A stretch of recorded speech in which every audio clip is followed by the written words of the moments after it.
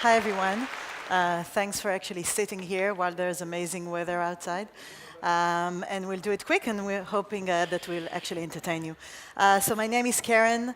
I'm 44. I have 2 kids, and I'm also the COO for Payoneer. Been with the company for 9 years, and the general manager of Payoneer in Israel. So that's me. Thank you very much for being here. And Karen doesn't really like to speak at conference, so it took me a long time to twist her arm, and we made some client intros. Yes. So the only reason I'm doing it is for the women out there. It's the International Women's Day, week, decade, year, whatever. And I have a daughter, and that's part of our mission and goal in life. We have to put an example, right? Encourage. So what is Payoneer? Okay, so Payoneer is very much in the B2B play and very much in the global play. So if you think about companies that needs to pay globally and companies that needs to receive money globally. So let's take some of the examples out there. Cdiscount, a French marketplace, very similar to Amazon, but in... They're here, by the way. Oh, they're here. Oh, great.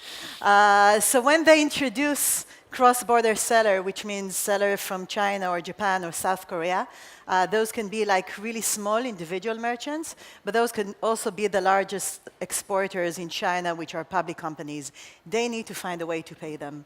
If you look at a freelancer in Pakistan, if there is a good way for them to receive money from freelancer marketplaces, they will actually sign up to the marketplace. But not only this, they will be able to stay in Pakistan, in their home country, and actually leverage their skill set while they stay with their families rather than leaving to the US.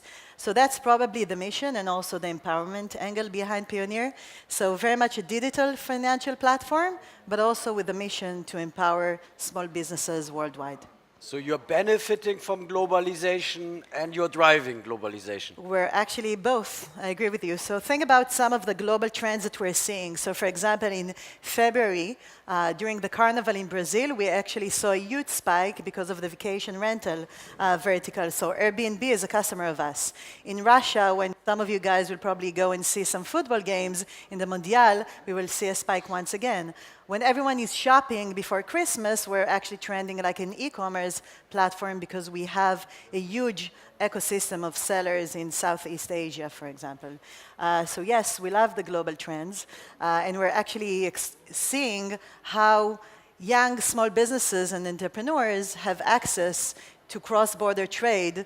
So not only they're moving from domestic to international, they're also moving from brick and mortar to online.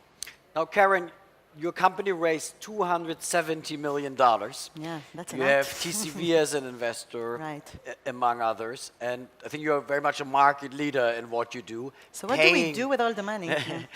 How big are you today? Is there anything you can talk about? I'll speak about the fact that we have the honor of being in the Deloitte Fast Technology 500 list for the 6th year in a row. I think that there is 1% of the companies out there that actually fit this criteria. Is it ranked by growth rates? Yeah. The other thing is that when I joined the company in June 2009, the company was founded by Yuval Tal. He thought about a small family business, and we were 30 employees back then.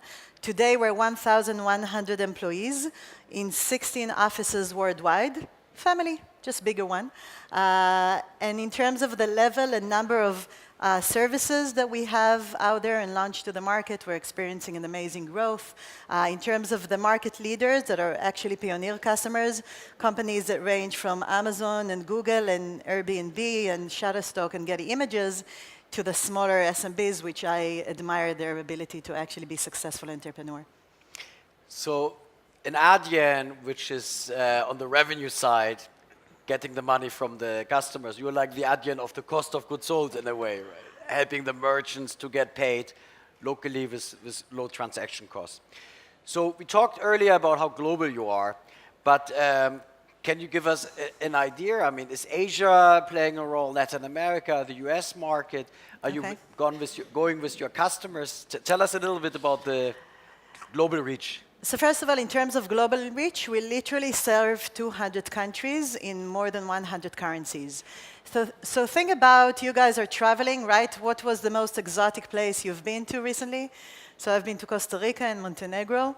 So if you think about Airbnb, and they actually literally need to pay to every country that people would travel to, right? So that's a lot of countries. So this is how global we are. Another thing that we're actually seeing is that when you shop online, in the first years, the marketplaces used to be very much domestic. So a buyer in India would buy in Flipkart, buying from seller in India.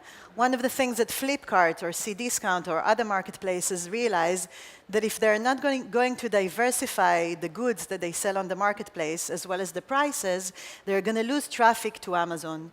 So one of the things that we're seeing is that all those what used to be domestic marketplaces are actually introducing more and more cross-border sellers, and this is where they need us. So back to your question, Asia is big, but not just China. So China and Japan and South Korea. Vietnam is an amazing country for affiliates. Each one of the countries has its own cluster. In Ukraine, we have offices because of the freelance industry, and also in Russia.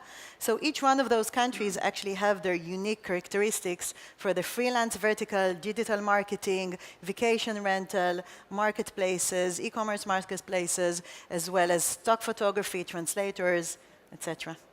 So where's the growth coming from? It sounds like you're already pretty much in there with the big accounts. You mentioned earlier the small, medium businesses. Is this the main growth pillar? So the main growth pillar is actually the fact that the global economy is here to stay, right? It's not a question of if or when. It's actually a question of how much we're pushing the global economy, even though there are a lot of voices these days that are trying to put people apart and separate people and close borders. We are a big believer in the global economy. So as long as the global economy is growing, and think about models that few years ago we never imagined. When I joined Payoneer, we never thought about a model like Airbnb in 2007 or 9. And now we're seeing amazing models, and we're actually part of this global trend. So as long as the global economy is growing, as long as there are entrepreneurs that have the courage to go online, and I'll give you one example that I personally love, this is how we grow. So recently I went to India, and we actually have an entrepreneur competition, and one of the Indian sellers that I met there won the award of the year, and he's 20, and for the last 5 years, he's actually becoming an expert in e-commerce. So his father used to have a very small bookshop in Delhi. But 5 years ago, when Amazon started going into the market, he actually pushed his father towards selling online and having global audience and becoming an international seller. With the products that Payoneer is able to offer him, he actually started waking up every morning at 6 a.m., going to the post office, delivering a book. Went to high school, came back at 2, then started handling the packages of the previous day. And from here to there, A, he's going to university now, and B, he is an international seller. So to your question, this is what keeps us motivated, and this is what keeps us growing also. Let's talk quickly about Amazon, because you mentioned it. So it sounds like that as a customer of Payoneer, you're staying competitive within Amazon, because you are helping on bringing liquidity to the marketplace. There's a lot of noise around Amazon and what Google is in the ad tech industry now. Google is worth, whatever, 800 billion, and the sum of all the other public ad tech companies with Criteo, et cetera, is maybe 5 billion. And Amazon is supposed to be now the new category killer in e-commerce. How do you help your customers to stay competitive within Amazon? So a few things. First of all, when you're a manufacturer in China or in Japan or South Korea and you open a factory, you don't do it just in order to sell on Amazon. I'm actually happy to say that there are a lot of marketplaces these days, and those manufacturers are not looking to sell only on Amazon. They're looking to diversify, actually, and sell on multiple platforms, as well as actually sell off the marketplaces. So when you're relatively young, the marketplace really helps you because it connects you with buyers, and it also helps you to deal with the logistics. It's not easy to ship goods outside of each one of those countries, and we know ourselves as buyer, right? None of us is going to wait for an iPhone cover for like 3 weeks. So unless you figure out logistics, you're out of business. So those businesses are actually growing beyond marketplaces.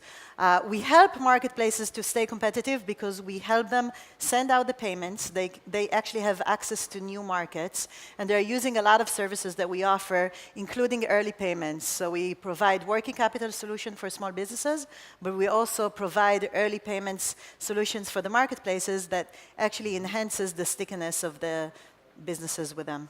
So you're helping local marketplaces to source global because you take care of the payments, which That's is correct. the answer. This is a big thing that we solve for them. Which is the answer. It's not one size fits all. So Keren, what's the next move for Payoneer? What are your plans? I So don't know how first of much- all, we plan to open more offices in more countries because we want to stay very close to our customers. We're expanding the level of services that we provide businesses as well as working capital, which is probably the number one thing that businesses need these days. We will probably announce few new partnerships and new marketplaces that we've signed in the last few weeks. More services to more businesses, more currencies, more countries, more time zones, less sleep, stuff like this. Well, restless, I called it. Yeah. Thank you so much Thank you. for doing this. Thank you for listening.